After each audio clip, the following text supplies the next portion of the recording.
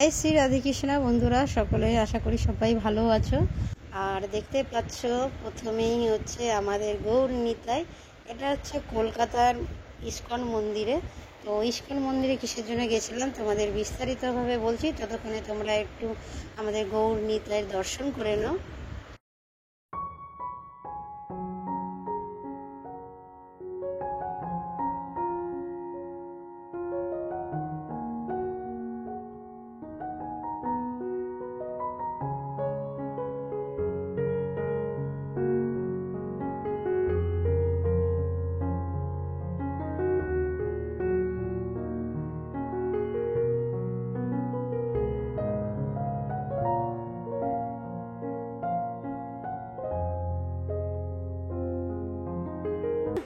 ISKCON মন্দিরটা, আর এই হচ্ছে আমাদের প্রভুপাদ। আমাদের ইস্কন মন্দিরে বা আমাদের বিদেশে প্রচার করার যে ব্যক্তি, ইনিই হচ্ছে আমাদের প্রভুপাদ। তো ইনাকে বিনা ইস্কন একদম অধুরা।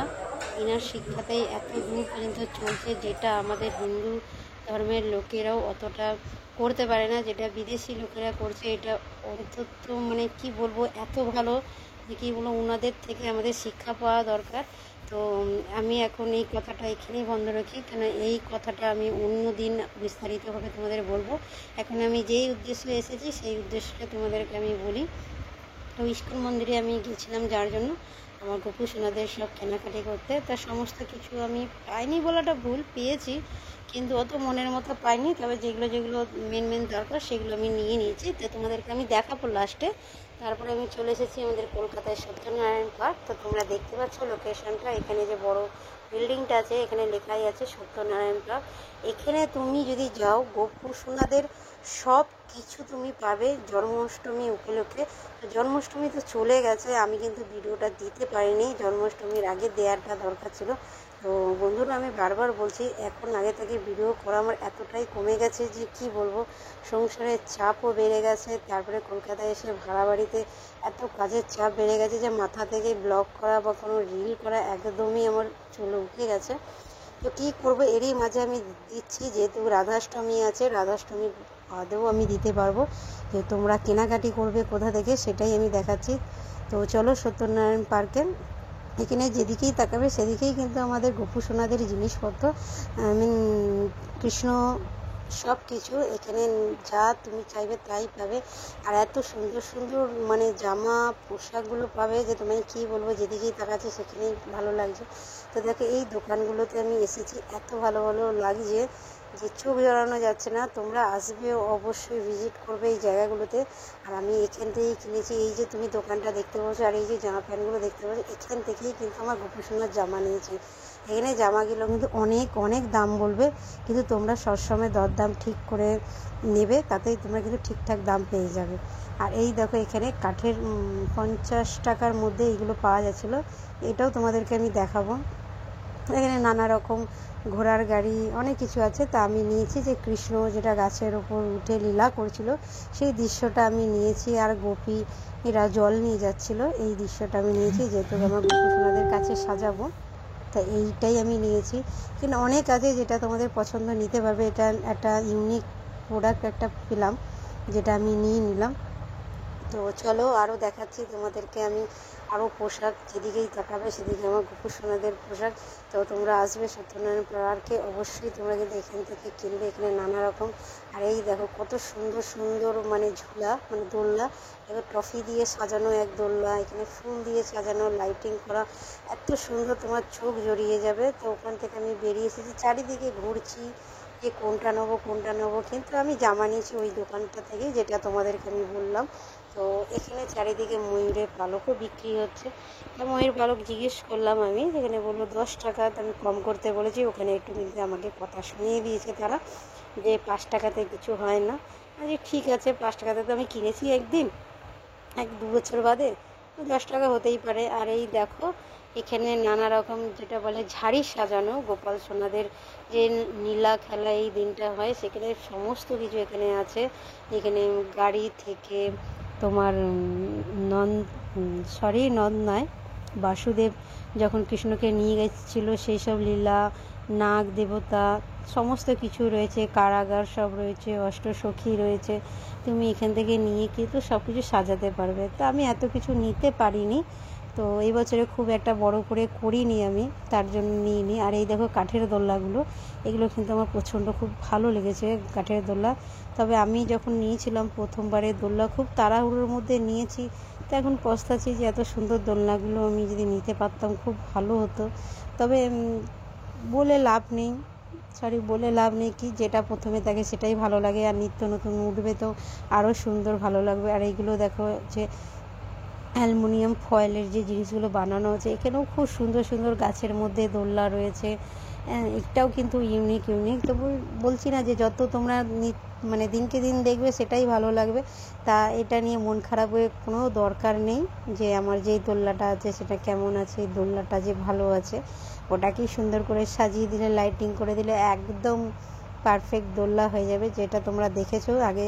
তোমরা যদি না দেখে থাকো তা আমার পুরোনো ভিডিও দেখে দেখতে পারো, সামনের বছরে যে আমি জন্মাষ্টমী করেছিলাম। খুব সুন্দর বড় সড়ো করেই করেছি, 2 বছরেই করেছি। আর একটা চ্যানেলে আছে, ওখানে আমি হিন্দিতে করেছিলাম। ওই চ্যানেলটা ভেবেছিলাম আমি গ্রোথ করব, তো এখন আমি এই চ্যানেল গ্রোথ করতে পারিনি, যার ফলে আমি ওই চ্যানেলটাকে এখন স্টপ রেখেছি। এখন এটাতেই আমি সব দিচ্ছি, যদি কোনোদিন সাফল্য হতে পারে অবশ্যই ওই চ্যানেলটাও চালু করব। তো তোমাদের সাহায্য ছাড়া তো কোনোদিনই চ্যানেল আগাবে না, তোমরা যদি হেল্প করো অবশ্যই আমি আগাবো। তো জানি না আমার এত দেরি কেন হচ্ছে, কবে যে সাকসেসটা হবে আমি নিজেও বলতে পারছি না। তো বন্ধুরা, তোমরা যদি পাশে থাকো অবশ্যই আমার চ্যানেল একদিন দৌড়াবে। তো চলো আরও দেখাচ্ছি, এখানে নানা রকম ফুলগুলো রয়েছে। আগের বছরও আমি নিয়েছিলাম ছোটো ছোটো টবগুলো, তাই এবারে একটু দাম বেশি বলে দিয়েছে। আমি টবগুলো নিয়ে নিই, যেহেতু আমার বাড়িতে আছে। তবু আর একটা বড় গাছ আমি নিতে চেয়েছিলাম, খুব সুন্দর গাছটা, তোমরা লক্ষ্য করবে কি না। তো পরে গাছটা যখন দেখাবে তখন তোমাকে দেখে নেবে, সেখানে গাছটা এত সুন্দর। তা 400 টাকা দাম বলছিল। তো বন্ধুরা, আমি তোমাদের প্রথমেই বলেছি, এবারে আমার যে জন্মাষ্টমীটা যে খুব ছোটো করে আমি ভাড়া বাড়িতে পালন করেছি, আমার নিজের বাড়িতে করতে পারিনি। যেহেতু যদি নিজের বাড়িতে করতাম আমাকে আরও কদিন থাকতে হতো, সে ছোটো করেই করে আর বড় করে করে আমার ছেলে দুটোর স্কুলগুলো কামাই হয়ে যেত, প্রাইভেট কামাই হয়ে যেত, ওই জন্য আমাকে চলে আসতে হয়েছে বাড়ি থেকে। আর যখন বাড়িতে গেছিলাম প্রচণ্ড শরীর খারাপ, ওদের কী বলবো, প্রচণ্ড আমার জ্বর। তো ওই অবস্থায় আমি চলে এসেছি, ওই অবস্থায় পুজো করেছি। তো চলো, ওখানে একটা কিন্তু হনুমানজি মন্দির আছে, যেটা কি বলে হনুমানজি আমি ভুলে গেছি, তোমরা কিন্তু লেখাটা দেখে নিও। হনুমানজি এটা বলে, আমি অতটা বলতে চাই না, দূর থেকে আমি দেখেছিলাম, যেহেতু অনেক ঘুরেছি ওই জন্য আর ভেতরে যেতে পারিনি। আর আস্তে আস্তে দেখো এখানে একটু সাউথের মতো একটা মন্দির আছে, আমাদের হচ্ছে ভেঙ্কটেশ্বর। তো এই যে মন্দিরটা, এটা আমাদের সাউথের ওখানেও আছে, তা যেটা আমাদের কলকাতায় এখানে করেছে। তো চলো, আর এখান থেকে তোমরা দেখে নাও যে লম্বা যে খাম্বাটা রয়েছে, যেটাকে বলা হয় সোনার তাল গাছ, এটা কিন্তু এখানেও কিন্তু আছে, যেটা সাউথে আছে। অবশ্য এটা সোনার তাল গাছ নয়, নাহলে এখানে অনেক গার্ড বসে যেত। এটা পেতলের পুরো তৈরি আছে। আর আমি বাইরে থেকে তোমাদের মন্দিরটা দেখাচ্ছি, কিন্তু বেশিটা আমি দেখাবো না। যখন মন্দিরের ভেতরে গেলাম তো আমাকে ক্যামেরা করতে মানা করছে, অনেক অবজেকশন করছে। জানি না প্রত্যেক মন্দিরে এরকম কেন করে, একটা ফটো তুলতে একটু ভিডিও করতে, আমার জানা নেই পজিশনটা কেন করে। ভিডিও করলে কি দোষ হয়েছে? আমি তো ওখানে গিয়ে কোনো খারাপ কিছু বা কোনো কিছু, যে সব রিলগুলো দেখি যার জন্য এইসব মানে বন্ধ হয়েছে, সেগুলো তো কিছু করা হচ্ছে না, সেই বুঝে তারা মানা করুক, এটা কিন্তু আমার জানা নেই। তোমাদের যদি জানা থাকে অবশ্যই বলবে। তা আমাকে বারবার ভিডিও করতে মানা করছে, কিন্তু ওরই মজে কিন্তু আমি ফোনটাকে কিন্তু কায়দা করে আমি ভিডিও করে নিচ্ছি। আর তোমরা ভগবানের দর্শন করে নাও প্লিজ, এইটুকুনির মধ্যে আমি পেরেছি। আমি আমার ভেঙ্কটেশ্বর আর নারায়ণ যে আছে তার আমি দর্শন তোমাদেরকে করিয়ে দিচ্ছি। আর চলো, আমি কিন্তু বাড়ি এসে গেছি। বাড়িতে এসে দেখো কি কি নিয়েছি সেটা তোমাদেরকে দেখাচ্ছি। আমি শুরুতে তোমাদেরকে আমি এটা দেখাই। এটা হচ্ছে আমার গপু সোনার অগ্রু সেন্ট, রুম ফ্রেশনার, মানে 3টে কাজই একসঙ্গে করবে। ওখানে আলাদা আলাদা সব ছিল, কিন্তু আমি একসাথেই নিয়ে নিলাম। ওখানে বললো ইস্কনের যে বহুরা বলছে যে এটা নিলে তোমার 3টে কাজ করবে, তো যেহেতু আমি নিয়ে নিলাম। এটার কিন্তু দামটা অনেকই। তো বন্ধুরা আগে ফার্স্ট দেখায় যে ইস্কন মন্দিরে যে আমি গেছিলাম, তো এ দেখো এই দুটো ক্যাম্পিং ব্যাগ নিয়েছি। তাই লালটা একটা মেয়েকে দেবো আর এটা আমি নেবো। আমাদের যে ক্যাম্পিং ব্যাগটা আছে অনেকটা খারাপ হয়ে গেছে, 1 বছর হয়ে গেছে। ওর সাথে সাথে যেটা সাক্ষী মালা আছে এটা নিয়েছি। আমাদের যে সাক্ষী মালাটা তৈরি করে নিয়েছিলাম তা ওটা অনেক ভারী হয়ে গেছিলো, বড় বড় পুঁতি তো ভারী হয়ে গেছিলো, তাই একটু ছোটো হালকার মধ্যে নিয়েছি। এ দেখো এগুলো তো আমি কিন্তু ইস্কন থেকে নিয়েছি। এ দেখো ইস্কনের ব্যাগটা তোমরা দেখলেই বুঝতে পারবে কলকাতায় যে ইস্কনটা আছে সেই ইস্কন থেকে নিয়েছি। আর ওখান থেকে এই যে চুলগুলো নিয়েছি, এই কার্লি যে চুলটা, এই চুলটা কিন্তু মানে আমার ছিল না, ওই জন্য এবারে আমি কার্লি চুলটা নিয়েছি। তোমাদেরকে দেখাচ্ছি কার্লি চুলটা। এই দেখো এটা হচ্ছে আমার গোপুর জন্য। এই দেখো কত সুন্দর চুলটা। এই চুলটা আমার অনেক পছন্দ ছিল, তো আমি এবার পেয়েছি, নিয়েছি। এটা ইস্কন থেকে নিয়েছি। ইস্কন থেকে এর দাম হচ্ছে কার্লি চুলটা 180 টাকা। এটা ये प्राइसটা এগুলো ক্যামেরাতেও দেখো, প্রাইসটা ক্যামেরাতেও দেখো। দেখছিস কেন? এই দেখো এটা আমার ছেলে খুলে দিয়েছে। এই দেখো প্রাইসটা তোমাদের দেখাচ্ছি, দেখো কাছে নিয়ে। একটা হচ্ছে 180 টাকা, আর এটা ননির জন্য নিয়েছি। ননিরটা নিয়েছে 50 টাকা। ননিরটা ছোট আছে, 50 টাকা। আর এই দেখো ও ইস্কন থেকে এই একটা শুধু হার নিয়েছি, আর আমার বিশেষ কিছু ভালো লাগলো না। আর একটা ননির জন্য এরকম কি জামা বলে এগুলোকে, বেল দেওয়া জামাটা অনেক দিন ধরে চিন্তা করেছিলাম নেবো করে, তাই এবারে আমি গেছি নিয়ে এসেছি এই দুটো জিনিস। আর তার সঙ্গে এই যে তোমার চিনি, এটা হচ্ছে আখের গুড়ের চিনি, বেশ চিনি। এটা ইস্কনে এটা খায় যেন চিনি আমাদের যে আছে এটা মিক্স থাকে। এই চিনিতে তুমি সব কিছু করতে পারবে, শরবত খেলে আমি এই চিনিটাতেই খাই, সেই চিনিটা আমি এনেছি। এবার সত্যনারায়ণ পার্কে আমি দেখো গিয়ে জামাটা যেটা এনেছি, আচ্ছা জামাটা তোমাদের আমি দেখাচ্ছি পরে। ওটা তো ধামাকা, এত সুন্দর জামা যে কি বলবো, আমার চোখ ফেরানো যাচ্ছে না। এই দেখো এই একটা হার নিয়েছি, ছায়া পড়ছে। এই যে এই হারটা নিয়েছি, আরও দুটো হার আগে থেকে নেওয়া আছে, ওটা আমি রেখে দিয়েছি। আর এই হচ্ছে চুড়ি, এই চুড়িগুলো সত্যনারায়ণ পার্ক থেকে নিয়েছি। এগুলো হচ্ছে 30 টাকা করে, আর এটা 60 টাকা করে নিয়েছে। তবে যেখান থেকে জামাটা নিয়েছি চুড়িটাও সেখান থেকে নিয়েছি। খুব মানে এটা ভালো সস্তা দিয়েছে চুড়ি দুটো, যেহেতু আর এক জায়গায় দেখেছিলাম ওরা 60 টাকা করে বলছিল, 60 টাকা 70 টাকা করে। এবার চলো তোমাদেরকে দেখিয়ে দিচ্ছি আমি আমার গপু আর ননিদের জামা।